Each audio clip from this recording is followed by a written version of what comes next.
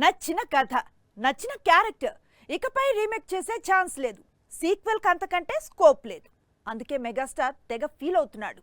అదేంటి, ఎవరైనా రూల్స్ పెట్టారా అంటే అలా అని కాదు, కానీ లూసిఫర్ 2 ట్రైలర్ రిలీజ్ తర్వాత మెగాస్టార్ ఇదే ఫీల్ అయి ఉంటారు అనేది ఇండస్ట్రీ వర్గాలు చెప్పుకొస్తున్నమాట. మెగాస్టార్ బంపర్ ఆఫర్ ను మిస్ చేసుకున్నాడు అనేది స్వయంగా ఫ్యాన్స్ చెప్పుకునే మాట. కొద్ది గంటల క్రితం యూట్యూబ్ లోకి వచ్చిన లూసిఫర్ 2 ట్రైలర్ పాన్ ఇండియాను షేక్ చేస్తోంది.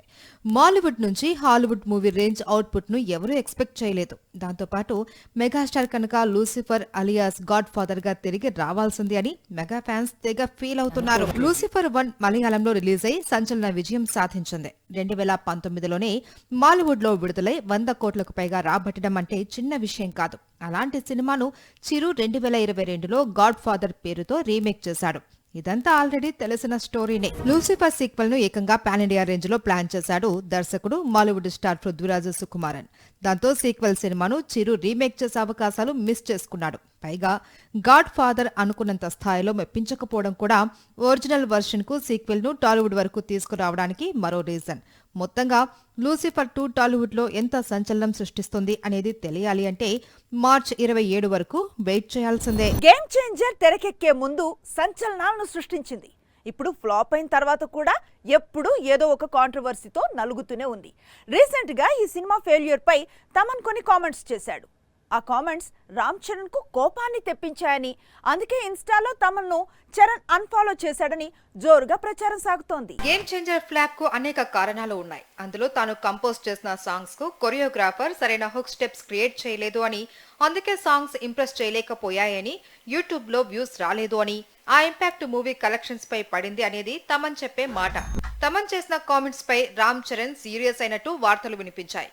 ఇప్పుడు సోషల్ మీడియాలో కూడా తమన్ ను అన్ఫాలో అయినట్లు టాక్ వినిపిస్తుంది. గతంలో బన్నీను కూడా చరణ్ అన్ఫాలో అయ్యాడు అని ఇండస్ట్రీలో డిస్కషన్ జరిగిన సంగతి తెలిసిందే. తమన్ ను చరణ్ అన్ఫాలో అవ్వడం లేదా సీరియస్ కావడం అనేది జరగలేదు అని మెగా కాంపౌండ్ క్లారిటీ ఇస్తుంది. ఇన్స్టాలో చరణ్ కేవలం కొద్ది మందిని మాత్రమే ఫాలో అవుతున్నారని, తమన్ అన్ఫాలో చేశాడు అనే దాంట్లో నిజం లేదు అని చెప్తున్నాయి. దీంతో ఈ రూమర్స్ కు చెక్ పడింది. సినిమాని అనౌన్స్ చేయటం వేరు, కరెక్ట్ టైంకి రిలీజ్ చేయటం వేరు. ఒక డేట్ చెప్పి దాన్ని రీచ్ కాకపోతే ఎఫెక్ట్ గట్టిగా ఉంటుంది. ఇప్పుడు అలాంటి వాటికే సెంటర్ అయింది రాజాసాబ్. ఏప్రిల్లో రిలీజ్ అని ప్రకటించినా ఇప్పటి వరకు ప్రమోషనే స్టార్ట్ చేయలేదు. ఎందుకలా? అసలు రాజాసాబ్ ప్రాబ్లం ఏంటి? ఎందుకు లేట్? రాజాసాబ్ రిలీజ్ పై రోజుకొక వార్త చక్కర్లు కొడుతోంది. ఏప్రిల్ 10కి రిలీజ్ అని ప్రకటించిన 100 రోజుల షూట్ పెండింగ్ లో ఉంది. దీంతో ఈ సినిమా ఎప్పుడు వస్తుంది అనేది $1 మిలియన్ ప్రశ్నగా మారింది. అయితే రాజాసాబ్ కోసం సెప్టెంబర్ లో 2 డేట్స్ ని లాక్ చేశారట మేకర్స్. సెప్టెంబర్ మంత్ ని రాజాసాబ్ టార్గెట్ చేస్తే 2 విషయాలను అధిగమించాలి.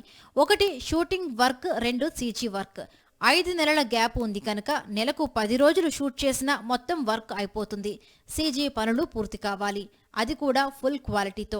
అన్ని ఆగస్టు కల్లా పూర్తి చేసేలా టార్గెట్ పెట్టుకున్నాడట మారుతి. రాజాసాబ్ బడ్జెట్ ఇప్పటికే తడిసి మోపెడైంది.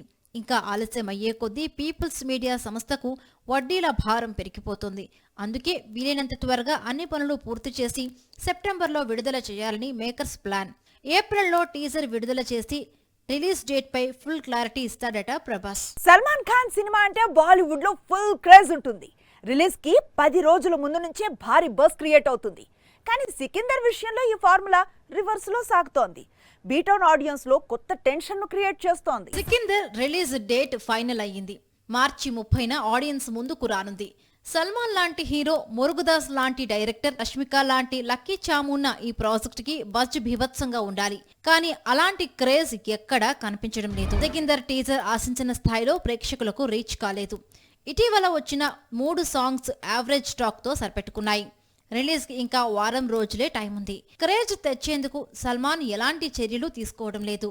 మరి కంటెంట్ తో మురుగదాస్ ఏమైనా మ్యాజిక్ చేస్తాడా అన్న చర్చ జరుగుతోంది. సికిందర్ పై బాలీవుడ్ భారీ ఆశలే పెట్టుకుంది. పఠాన్, జవాన్ రేంజ్ కలెక్షన్స్ ని ఎక్స్పెక్ట్ చేస్తోంది.